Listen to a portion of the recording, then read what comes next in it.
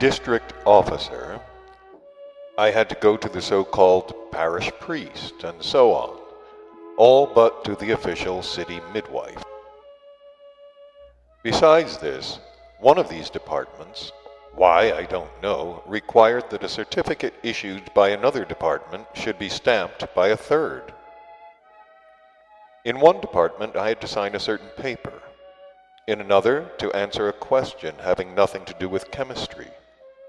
while in a third it was explained to me and I was advised how I must manage with the equipment of the laboratory so as not to be poisoned, and so on and so forth. It turned out, as I later elucidated, that I had been, without at all suspecting it at the time, with an official among whose obligations was that of dissuading from this abominable intention those who wished to set up chemical laboratories. But the most amusing of all was that for obtaining this permit, it was necessary in turn to apply to those official servants who had not even the remotest notion of what in general a laboratory was.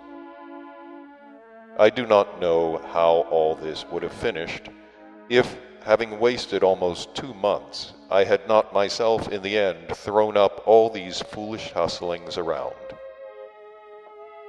I threw them all up for a reason which was not without its humor.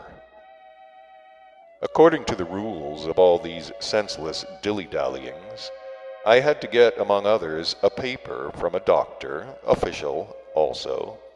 certifying that no danger would menace my personal health from my occupation in this laboratory. I went to this official doctor, but when he first of all desired to sound me thoroughly, and for this requested me to undress entirely, so that he might tap me all over with his little hammer, I could not, of course, in any way consent. And I could not consent to this because, if I had bared myself, I should inevitably have betrayed my tail, which there on your planet I skillfully hid under the folds of my dress. And you, of course, well understand that if any of them were to have seen it, then everyone would very soon have known that I was not a being of their planet, after which it would have become already entirely impossible to remain among them and to continue the experiments interesting to me for the elucidation of the strangeness of their psyche. That is why I went from this doctor without the paper necessary for me.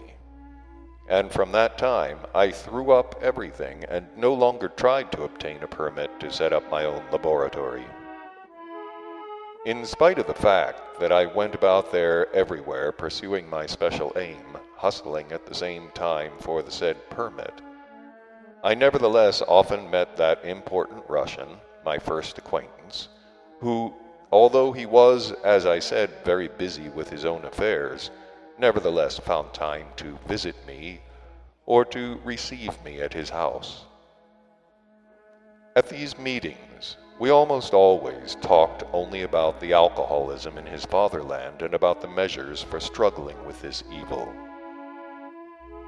From such an exchange of opinion, there each time accumulated in me more and more material, as my impartial observations and studies of all the aspects of the psyche of the local beings were localized in me always newer and newer data concerning them. This important Russian laid very great weight on my considerations and remarks, and what had already been done by the trusteeship of People's Temperance, and also concerning the projects of future undertakings, and was always sincerely delighted by the justice of my observations. And in the beginning, all my suggestions, which he reported at the general meetings of the trusteeship, were always accepted for actualization. But when several participants of this trusteeship accidentally learned that the initiatives for many useful measures had issued from me, some foreign doctor or other, not even a European, Then every kind of habitual, as it is called, intrigue and protest arose against the proposals coming from me, and also against the head of the trusteeship himself. Those guilty of all the misunderstandings which led up to the sorrowful end to such an important institution as the trusteeship, created for the welfare of all the three-brained beings of this many-millioned community, were always and in everything the learned beings of new format. The point is that, owing to the insistence of certain hereditary power-possessing beings, there were among the number of the permanent chief participants of this new institution several what are called learned physicians. They happened to be among the leaders of this trusteeship in consequence of the fact that in the presences of the hereditary power-possessing beings of that period, there had again already become finally fixed and had become the inviolable part of their essence, always the same inner overlord of theirs, maleficent for the terrestrial three-brained beings, named by them self-calming, which by itself became for those unfortunates the sense and aim of their existence. And therefore, in order not to make any being effort at all, they insisted that these learned physicians should also unfailingly take part in this important institution of great social significance. In recent times there, why I don't know, the beings there of this profession most often became learned beings of new format. It is further also necessary to tell you here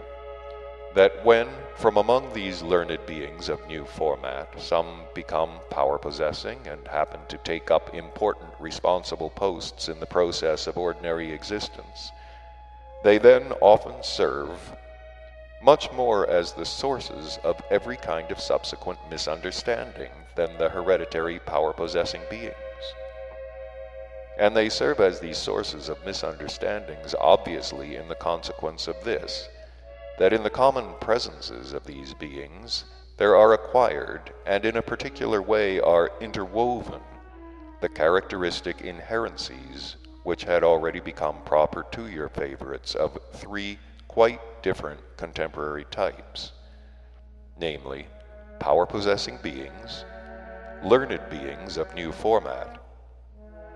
and the contemporary professional physicians. And so, my boy,